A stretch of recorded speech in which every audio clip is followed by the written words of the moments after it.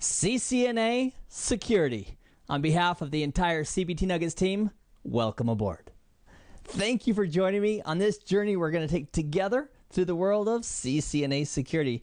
Let's take a moment and identify where CCNA Security fits in the big picture.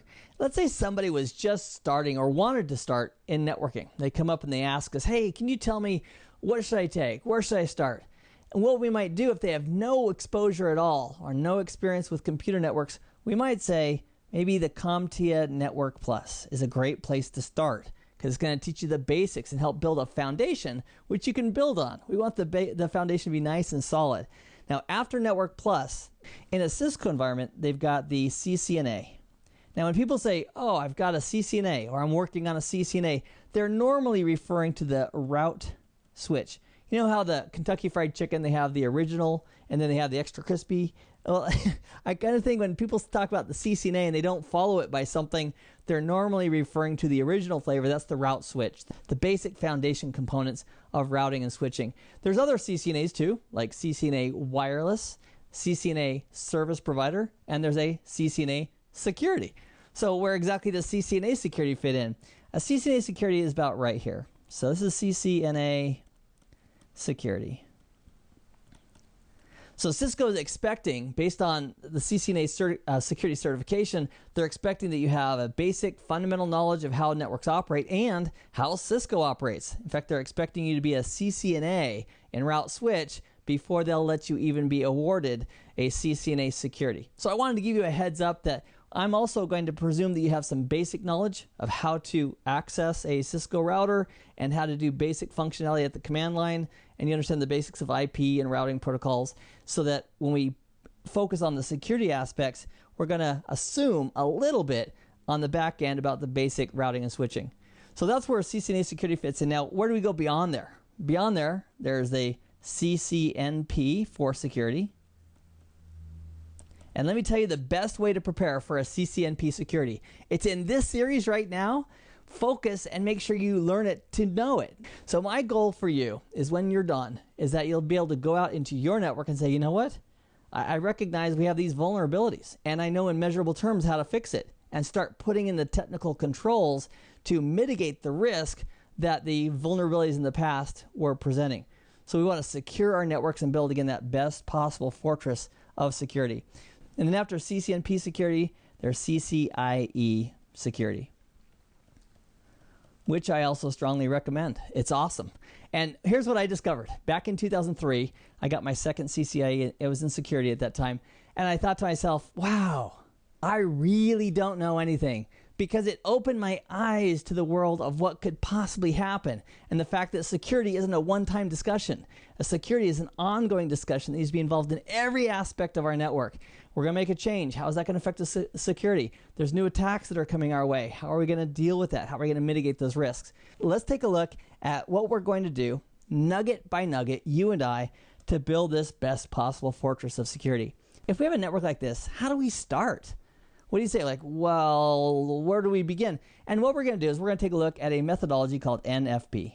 NFP, Network Foundation Protection. Network Foundation Protection is going to help us to break down this large network into small, manageable chunks. And then we look at each of those chunks and say, what are the vulnerabilities in this area? And then what are the countermeasures or defense mechanisms we can put in to protect and to basically make that vulnerability go away? So once we take a look at NFP, that'll be a great framework to start from. We're going to take a look at everything. We're going to take a look at what can happen at layer 2 with our switches, how to mitigate that, things like man-in-the-middle attacks, things like rogue DHCP servers, MAC flooding for CAM table overflow attacks. All those and more we'll take a look at, and how to protect against those in our infrastructure. We'll take a look at AAA. And I'm not talking about the Automobile Association of America. We're talking about authentication, authorization, and accounting. It's the lifeblood of managing our network and controlling who can get in, who can get out, what users can do what, including administrators. And we're going to use the local routers config for storing information, as well as radius and TACACS to reach out to an ACS server. We'll also take a look at what the heck is stateful filtering and why would we care about stateful filtering. And we'll learn that the zone-based firewall can do it, the adaptive security appliance can do it, And on that topic, that's one of the big changes from the old exam, the old certification.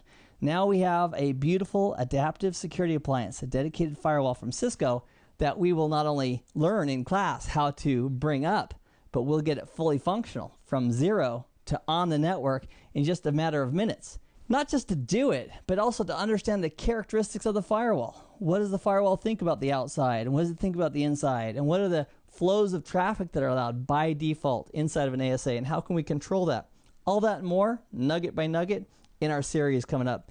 One of the last portions of this nugget series we're going to do is we're going to focus on IPS, intrusion prevention systems, how they work, and cryptography.